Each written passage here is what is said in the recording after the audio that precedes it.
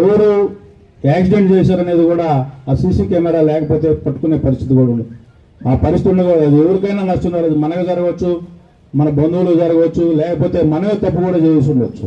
అటువంటి పరిస్థితి ఇమీడియట్గా రెస్పాన్సిబిలిటీగా పోలీసులు కూడా దాన్ని ఇమీడియట్గా టేక్అవుట్ చేసి దానికి, ఎందుకంటే దానికి రెమెడీ కూడా ఇమీడియట్గా దొరుకుతుంది దాంట్లో సీసీ కెమెరాల్లో.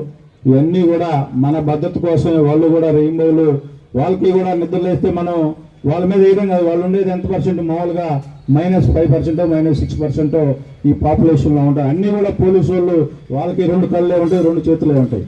వాటికి కూడా ఈ టెక్నాలజీని అందిపుచ్చుకొని ఈ సీసీ కెమెరాలు అంటే ఇప్పుడు డిఎస్పీ గారు కూడా చెప్పడం జరిగింది. దాన్ని కంటిన్యూషన్గా మానిటర్ చేసేదానికి ఒక కానిస్టేబుల్ పెట్టడం కూడా చాలా మంచి ఆలోచన.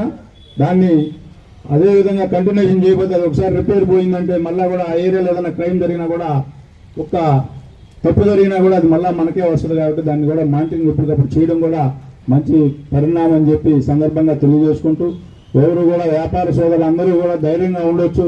ఇంకా కూడా రాబోయే రోజుల్లో మెరుగైన సేవలు మీకు అందించేదానికోసం మీరందరూ కూడా నన్ను ఒక ఇంట్లో మనిషిగా ఆశీర్వదించి, ఎవరికి ఏమనంత మెజార్టీ ఇచ్చి నన్ను ఎమ్మెల్యే చేశారు. తప్పకుండా మీరు ఏవైతే ఆలోచనతో నన్ను ఓట్లేసి గెలిపించారో అదే ఆలోచనతో మీ అందరికీ కూడా న్యాయం చేసే బాధ్యత కూడా నేను చూసుకుంటానని చెప్పి, దీనికి ఈరోజు ఈ కార్యక్రమం జిల్లాలో ఫస్ట్ మనం చేసుకోవడం చాలా సంతోషంగా ఉంది.